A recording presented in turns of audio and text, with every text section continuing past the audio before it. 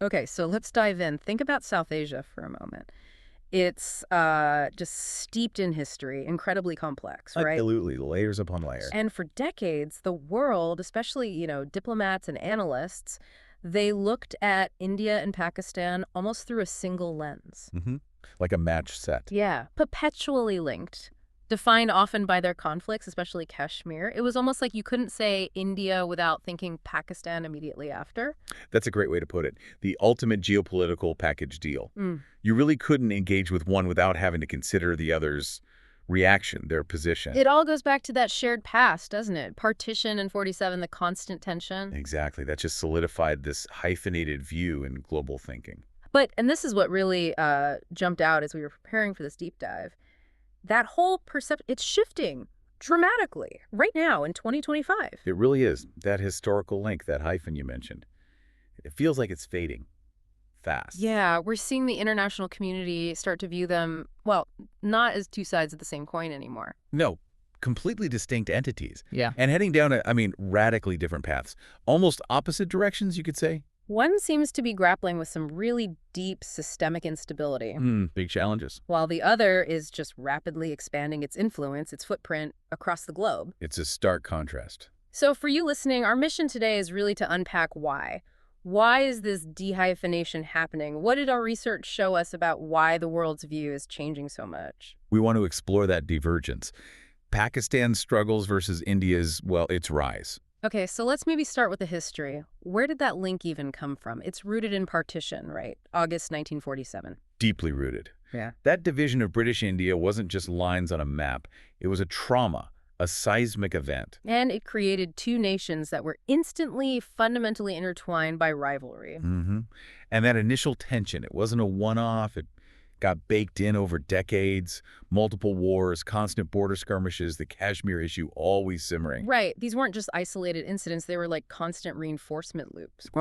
Exactly. Reinforcing that India-Pakistan frame for diplomats, for analysts, for everyone looking at the region, it became the default. Yeah, the default. So for the longest time, dealing with Delhi meant you absolutely had to calculate Islamabad's reaction, and the other way around too. It was this locked-in dynamic, very predictable in some ways, but also very volatile. But now it feels like that dynamic is being reshaped fundamentally. Yeah. And it seems driven by the very different paths they've taken. And, based on what we looked at, a huge driver of this change seems to be the path Pakistan has chosen. It's often described as, well, a difficult plot twist, maybe even self-inflicted. That's where it gets really telling, I think. We saw this recurring theme about Pakistan's strategy, specifically its long-standing use of state-sponsored terrorism. It wasn't accidental. It was seen as a deliberate tool, a way to needle India, to press its claims, especially over Kashmir. But the consequences, they've been severe, especially internally for Pakistan,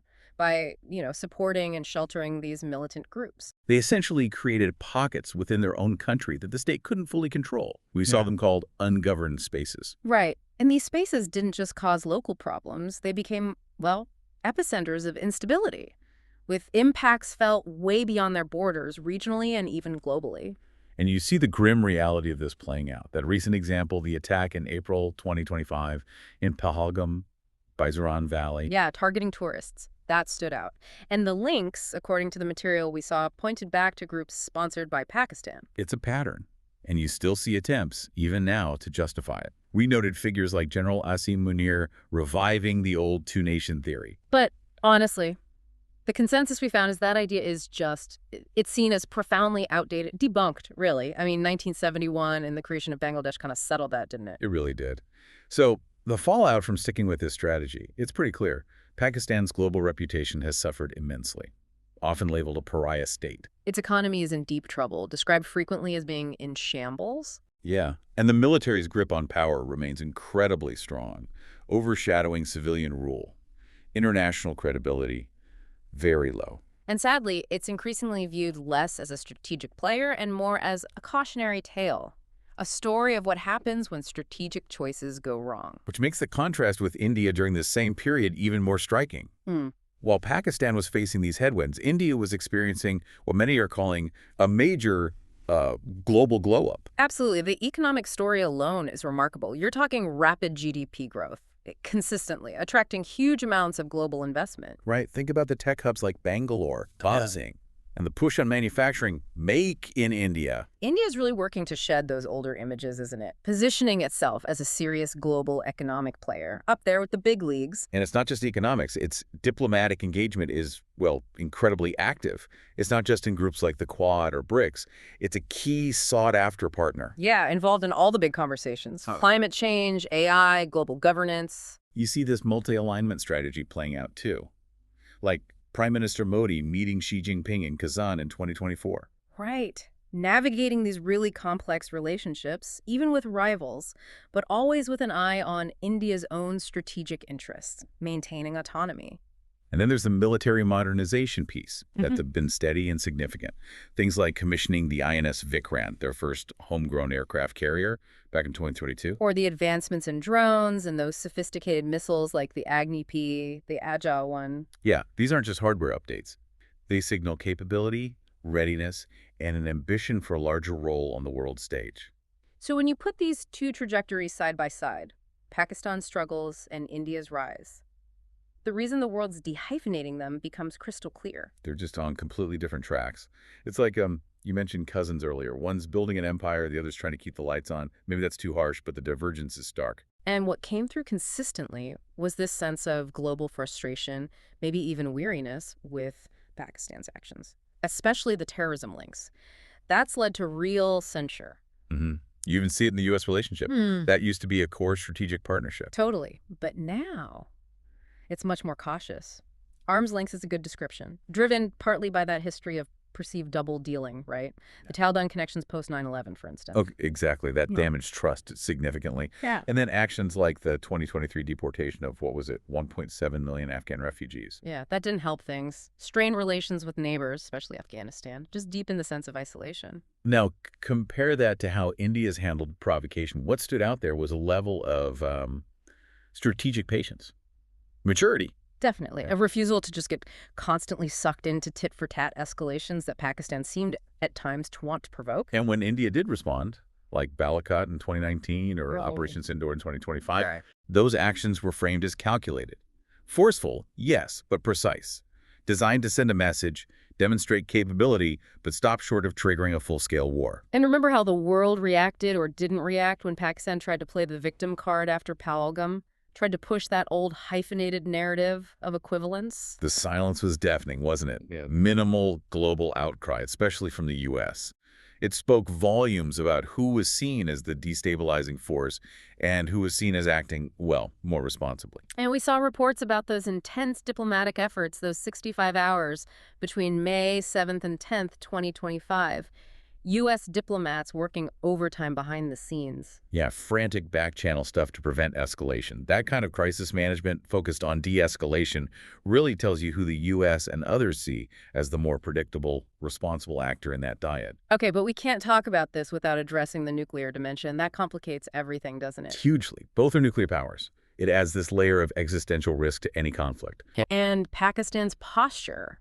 It often seems to involve highlighting its nuclear capability. We saw that quote from General Kidwai about nukes making war near redundant through Mande. Right, mutually assured destruction.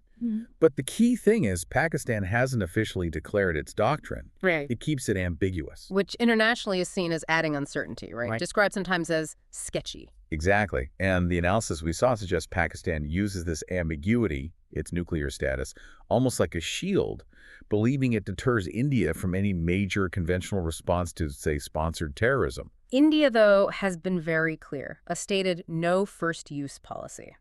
Just like China. Yeah. It signals they won't start a nuclear war. But they maintain a credible deterrent, enough capability for massive retaliation if attacked first. Even that accidental BrahMos missile incident in 2022, the one that landed in Myeongchanu. Yeah. India's response, quick acknowledgement, apology that was noted. It projected a more responsible handling of these incredibly sensitive weapons. It fits the pattern. India's conventional responses, Uri in 2016, Balakot, Sindoor, they seem carefully calibrated to be effective below that nuclear threshold. A balance of showing strength, but avoiding the ultimate escalation. So if India's strategic responses aren't the main cause of Pakistan's current problems, what is? Everything we looked at pointed inwards. Overwhelmingly. Pakistan's biggest challenges seem internal. That description, a military with a country, kept coming up. It really captures that dynamic, doesn't it? The army as the dominant power, civilian governments struggling for real authority. And that internal power structure fuels the economic fragility. Right. The debt burden is massive. Yeah. You mentioned the $17.1 billion owed just to China. Yeah, that number was stark, and it links right into CPEC, the China-Pakistan Economic Corridor. Right. Pitched initially as this game-changing infrastructure project, connecting Xinjiang to Gwadar port. But now, there are serious concerns. Fears that Pakistan might be pressured to hand over assets, like Gwadar itself, similar to what happened with Sri Lanka and Chinese debt. It raises sovereignty questions. And then there's the blowback. That strategy of using militant groups, it seriously backfired. Groups like the TTP, the Pakistani Taliban, are now attacking the state itself. That 2023 attack on the Mianwali air base by the TTP, a textbook example of the strategy turning on its creator, creating internal chaos. Add the refugee deportation fallout, the strained regional ties. It really does look like a cycle of self-inflicted problems. Meanwhile, India's approach seems to be playing the long game, demonstrating again that strategic patience. You think back to 2008 after the Mumbai attacks. The restraint then earned a global praise, but some domestically wondered if it was weakness. Right, but then came Uri, Balakot, Sindor. Those showed a shift, a willingness to respond forcefully, precisely, demonstrating that patience wasn't passivity, it was calculated. So India's overall strategy, as we interpreted it, is just intensely focused on building its own strength, economy, military, global partnerships.